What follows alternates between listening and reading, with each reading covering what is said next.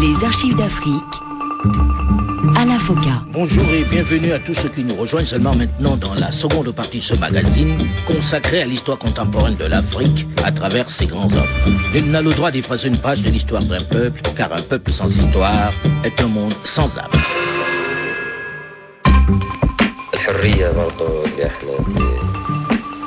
Nous entendons par liberté celle de l'homme et de la patrie.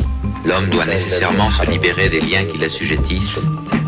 Il doit se libérer politiquement de toute tyrannie, telle la tyrannie exercée par la royauté déchue, et de tout colonialisme, tel celui concrétisé par les bases étrangères qui étaient implantées en Libye. C'est cette idée, cette conception de la liberté qui va sous-tendre l'action de Muammar Kadhafi lorsqu'il arrive au pouvoir en 1969.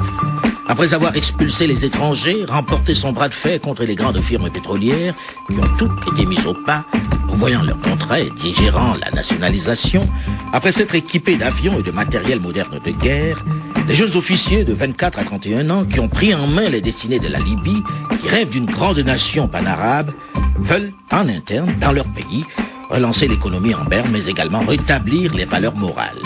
L'islam est la religion d'État, mais un islam, comme nous le disions dans la première partie de ce magazine, résolument tourné vers le modernisme. Le problème réside en ceci, que des phénomènes politiques, économiques, sociaux, nés sous l'islam, lui sont imputés. Aujourd'hui, le monde a de l'islam des images, des reflets, des ombres, qui sont très différents de l'islam authentique. Dès lors que le Pakistan prétend se doter d'une bombe atomique, on parle de bombe islamique. La bombe fabriquée par un pays musulman, à l'ombre de l'islam, si je puis dire, n'est pas pour autant islamique. C'est une bombe atomique pakistanaise. Il n'y a rien d'autre en islam, en dehors de la sunna, qui représente, comme vous le savez, l'ensemble des actes du prophète et qui, donc, est valable pour tous les musulmans. La shia, chiisme, vient du mot tashayya, qui signifie être partisan.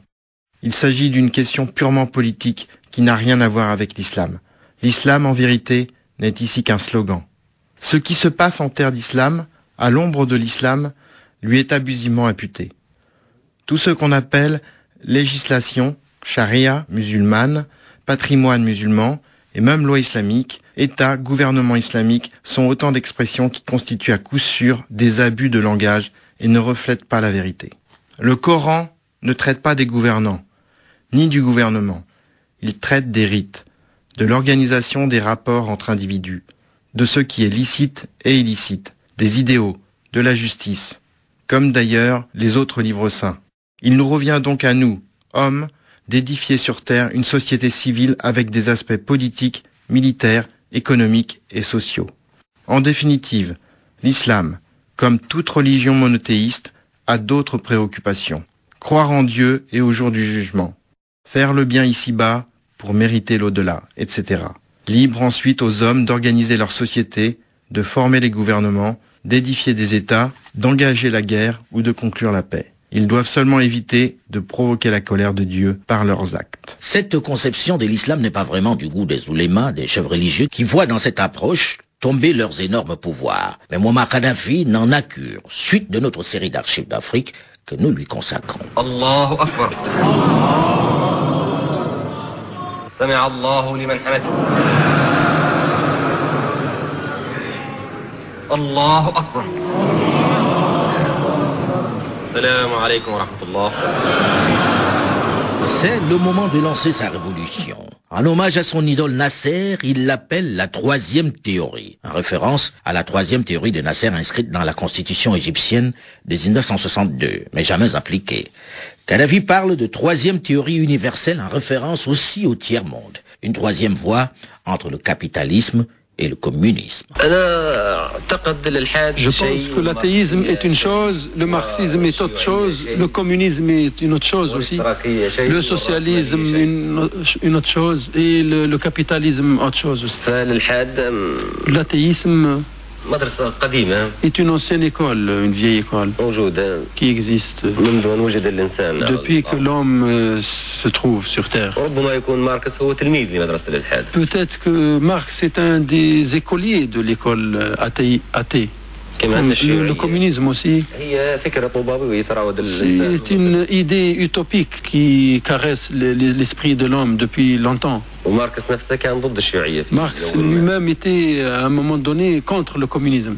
Mais il est devenu par la suite communiste. Le socialisme, je crois que c'est autre chose. C'est ce qui se passe de nos jours en Jamahiriya. L'application qui se déroule, c'est le socialisme. En Jamahiriya. Quant au capitalisme, c'est une doctrine claire que tout le monde connaît. En tant que croyant, vous sentez-vous plus près des chrétiens et des juifs que des marxistes athées? La religion de chacun n'est pas très pertinente. L'important, c'est l'attitude de chacun. Hélas, les chrétiens et les juifs, c'est dommage que ce sont eux qui se liguent contre l'islam. Alors qu'ils doivent être plus près des musulmans. Et ils doivent être les alliés des musulmans. Il est regrettable aussi que les chrétiens et les juifs sont ceux-là même qui agissent pour tuer la liberté sur terre. Ils commettent des génocides. Il est étrange aussi que ce soit les athées qui appellent à la paix, pour laquelle avait appelé Jésus lui-même. Et appuie les causes de la liberté. Il semble qu'actuellement, les marxistes et les musulmans sont plus proches les uns des autres qu'entre les musulmans et les chrétiens et juifs. L'idéologie de Kadhafi est une sélection de tout ce qu'il a lu sur les grandes théories philosophiques et sociologiques, avec bien sûr la part de son enfance, une forte influence de son éducation des bédouins pauvres qui explique la haine qu'il éprouve vis-à-vis des villes et le fait qu'il n'apprécie pas vraiment les bourgeois et les intellectuels. Elle professe un socialisme fondé sur l'islam, facteur selon lui d'unification du monde arabe. Il préfère entretenir des liens forts avec le peuple. C'est pourquoi 2 ans seulement après sa prise de pouvoir, il met en pratique sa théorie de l'exercice du pouvoir par la masse populaire. Libyen sera le premier pays socialiste dans le monde.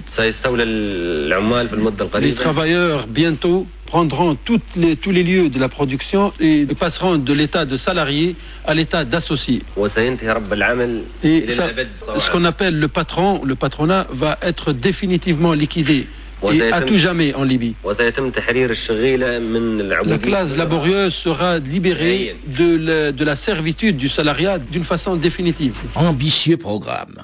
Comment le réaliser? C'est la naissance dans les zones rurales et dans les oasis de comités de conscientisation qui servent à prodiguer les soins aux plus défavorisés et à recueillir les doléances populaires. Ces comités recensent aussi la population qui est conquise, notamment les plus pauvres. Une révolution qui, en plus de la manne pétrolière qui améliore la condition des villes et des populations, va séduire le plus grand nombre.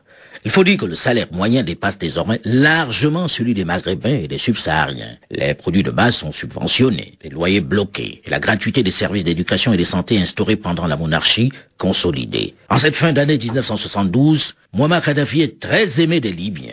L'opposition ne peut compter sur un éventuel mécontentement social.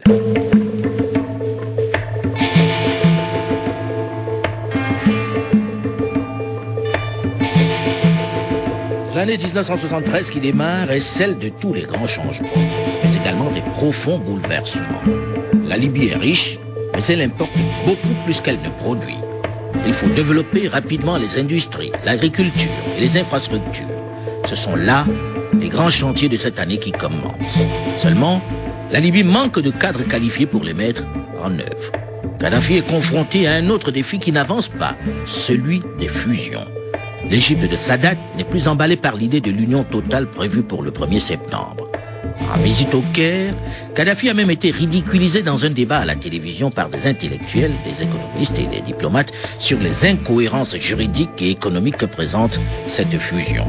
Le président Sadat n'est plus du tout chaud. La Tunisie et l'Algérie, elles, restent prudentes vis-à-vis de ce colonel qui bouscule les habitudes et ne respecte pas toujours les usages diplomatiques. Quant au Maroc, le roi Hassan II ne décolère toujours pas contre ce personnage qui dénonce la monarchie et qui soutient les mouvements indépendantistes gauchistes qui militent pour un Sahara libre.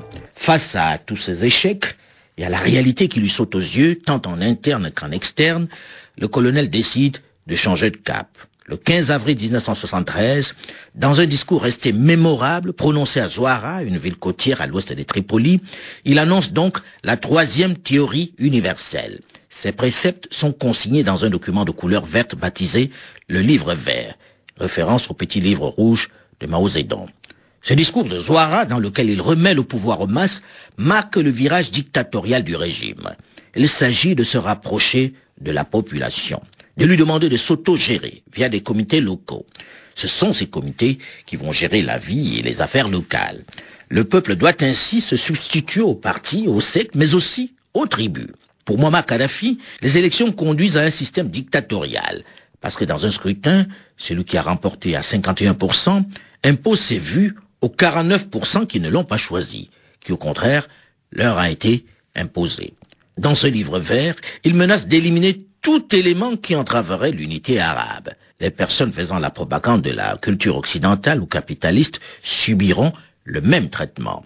Aux ennemis déjà identifiés que sont la bourgeoisie nationaliste, les étudiants, les journalistes, les professeurs, les marxistes et les bahassistes, viennent se greffer bien sûr les frères musulmans. Il apporte également un soutien aux femmes, notamment en supprimant la polygamie qui, selon lui, n'existe pas dans le Coran, sinon dans le sourate dit des femmes où le prophète dit qu'il est permis d'épouser 2, 3 ou 4 femmes qui vous plaisent, à condition d'être juste avec elles. Il va également mener une bataille contre le voile en s'attaquant notamment au verset 33 sur lequel les religieux s'appuient pour l'imposer et qui, selon lui, ne concerne pas toutes les femmes, mais seulement les épouses du prophète. Il n'interdit certes pas le port du voile, mais incite ses compatriotes à ne pas le porter. Pour mettre en œuvre cette révolution universelle, il met en place une police impitoyable qui utilise les méthodes de ses formateurs, celles de la Stasi, de l'Allemagne de l'Est et du KGB soviétique. Il interdit tout rassemblement. Les dénonciations et les arrestations sont la règle. Nous voulons permettre aux citoyens de faire face à tout pouvoir arbitraire et à toute colonisation. C'est ce à quoi nous nous attelons en Libye, en armant le peuple, en organisant la résistance populaire, en entraînant le peuple à manier les armes, en le cultivant et en lui faisant prendre conscience du régime politique juste, à consolider et à défendre. Dans un tel climat où les arrestations se multiplient, plus de 400 personnes arrêtées et interrogées et fichées, c'est le début de l'exode des intellectuels vers l'étranger. 6 octobre 1973. La vie tourne au ralenti en Israël. Une majorité des habitants de l'État hébreu célèbre Yom Kippour, le jour le plus sacré du calendrier juif. C'est le moment choisi par la coalition égypto-syrienne pour lancer une attaque surprise visant à laver l'affront de juin 1967 et récupérer par la force les territoires conquis par Israël, notamment la péninsule du Sinaï et le plateau du Golan en particulier. Dans un premier temps, l'offensive éclair déstabilise Israël. Selon un communiqué syrien, les troupes syriennes poursuivent leur progression. Le président Hafez el-Assad a accusé Israël d'être l'agresseur et d'avoir lancé une guerre éclair. Ajoutons que, selon le commandement militaire égyptien, les troupes égyptiennes contrôlent une grande partie de la rive orientale du canal de Suez et que des renforts massifs sont envoyés. La profondeur de la pénétration égyptienne n'a pas été précisée. Ceci, vu du côté arabe. Du côté israélien, on reconnaît que les attaques des forces armées égyptiennes se sont poursuivies après la tombée de la nuit. On reconnaît également avoir perdu des hommes et des positions. Mais on ajoute tout de suite que la riposte est extrêmement sévère. On affirme que plusieurs avions syriens ont été abattus, de même que 10 hélicoptères lourds égyptiens chargés chacun d'une trentaine de soldats. Et ce simple détail donne d'ailleurs une idée de l'importance des moyens engagés et de la violence des combats. Les combats sont particulièrement durs et rudes. Mais petit à petit, Tsahal, l'armée israélienne, rétablit la situation grâce à l'aide militaire américaine. La réaction arabe ne se fait pas attendre. Mercredi 17 octobre 1973, à la stupéfaction générale, les ministres des pays exportateurs de pétrole arabes, Algérie, Libye, Koweït, Arabie Saoudite, Émirats Arabes Unis et Irak, réunis à Koweït, décident de réduire chaque mois de 5% leur production pétrolière jusqu'à la fin de la libération des territoires occupés par Israël. La crise prend ainsi d'emblée une dimension mondiale. Muammar Kadhafi exulte. Le pétrole comme arme, c'est l'une de ses idées. L'unité arabe également s'est faite sur ce sujet. Le choc pétrolier sonne la fin de la croissance des économies mondiales. La brutale augmentation du prix du pétrole porte un coup très dur à l'Occident, dont la croissance repose largement sur une consommation frénétique d'or noir. La France, naturellement, comme les autres, accuse le coup. Le président Valéry Giscard d'Estaing. La crise que nous traversons est la plus sérieuse, la plus durable, la plus éprouvante que le monde ait connue depuis les années 30. Bonne nouvelle pour Mouammar Kadhafi qui s'apprête à nouveau à mettre un peu plus sous pression les grandes firmes, les mastodontes qui opèrent dans son pays et qui ont déjà été largement impactés par ce choc pétrolier. Le prétexte est tout trouvé. C'est aussi l'occasion pour lui de manifester sa haine, son rejet de certaines nations, notamment Israël, qui selon lui doit disparaître. Nous en parlerons la semaine prochaine dans la suite de cette série d'archives d'Afrique que nous lui consacrons. Nous évoquerons évidemment aussi les soutiens qu'il apportait à la fois au mouvement nationaliste et aux groupuscules terroristes. Ses définitions et sa perception du monde suscitent des réactions les plus contradictoires. Mais tout de suite, le jeu Archives d'Afrique. Archives d'Afrique. Le jeu. Voici venu le moment que beaucoup d'entre vous attendent. Le jeu Archives d'Afrique qui vous permet chaque semaine de gagner les coffrets Les leaders africains du XXe siècle, volume 2. Un opus de 20 CD avec 13 personnages qui ont marqué l'Afrique le siècle dernier. Vous êtes de plus en plus nombreux, de milliers sur notre page Facebook, à participer à cet exercice qui consiste à reconnaître l'auteur de la phrase qui vous est proposée à la fin de l'émission. La semaine dernière, il fallait identifier l'auteur de ces propos. Il y a eu des morts et de nombreux blessés, aussi bien parmi les manifestants que parmi les forces de l'ordre. Aux familles des disparus, je présente au nom du parti, du gouvernement et à mon nom propre, nos très sincères condoléances. Vous êtes très nombreux à l'avoir reconnu. Il s'agissait bien sûr de l'ancien président Moussa Traoré, qui a dirigé le Mali de 1968, date à laquelle il renverse Modibo Keïta, jusqu'en 1991, où après de sanglantes émeutes dans les rues de la capitale, Bamako, il est déposé par le général Amadou Toumani Touré. Il vit aujourd'hui encore à Bamako après une longue période d'emprisonnement. Les 5 premières bonnes réponses sur notre page Facebook Archives d'Afrique RFI sont Raymond Kofi Kouakou d'Abidjan en Côte d'Ivoire, Medawa Abdouraziz Moubarak à Rabat au Maroc, Nar Moussa à Ouagadougou au Burkina Faso, Aïdara Sekoudjan à Bamako au Mali, Rol Stéphane Gomat à Johannesburg en Afrique du Sud. Et les 5 premières bonnes réponses sur notre répondeur au 0033 1 56 40 33 32, 0033 1 56 40 33 32 sont Tiemoko Diarra et Mahamadou Diallo, tous les deux à Bamako au Mali, Adolphe Soulama à Ouagadougou au Burkina Faso, Amadou Youssa Diga à Niamey au Niger et Fodé Sissé à Conakry en Guinée. Voilà pour les gagnants de la semaine qui recevront à leur adresse postale leur coffret Archives d'Afrique, les leaders africains du XXe siècle, volume 2. Cette semaine, c'est peut-être à votre tour de gagner ce merveilleux cadeau en reconnaissant vous aussi l'auteur de cette phrase. Vous savez, on dit souvent que celui qui a la diarrhée n'a pas peur de l'obscurité. Qui est ce grand personnage de l'histoire contemporaine de l'Afrique? Tout de suite, à vos ordinateurs. Les 5 premières bonnes réponses sur notre page Facebook Archives d'Afrique RFI et les 5 premières bonnes réponses sur notre répondeur au 0033 1 56 40 33 32, 0033 1 56 40 33 32 recevront chez elles les coffrets Les leaders africains du XXe siècle, volume 2. Je rappelle bien sûr qu'il faut, en plus de la bonne réponse, nous préciser votre nom et l'adresse postale précise à laquelle nous ferons parvenir votre coffret. Nous laissez également votre numéro de téléphone où nous pourrons vous joindre. Et n'oubliez pas que vous avez également la possibilité de réécouter l'émission sur le site de RFI et de continuer de réagir comme vous le faites sur notre page Facebook RFI. Je mentionne à chaque fois ce détail Archives d'Afrique RFI parce qu'il existe une autre page Facebook créée par un fidèle auditeur sur laquelle vous ne pourrez malheureusement pas gagner le coffret et sur laquelle nous ne pouvons partager avec vous. Voilà. Archives d'Afrique, c'est terminé pour aujourd'hui. Delphine Michaud, Olivier Raoul et Alain Foka, nous vous souhaitons un bon week-end à l'écoute des programmes de Radio France Internationale. Dans un instant, une nouvelle édition du journal sur RFI. Ce magazine vous a été proposé par le groupe NCA, Assurance et Banque, présent dans 11 pays d'Afrique subsaharienne.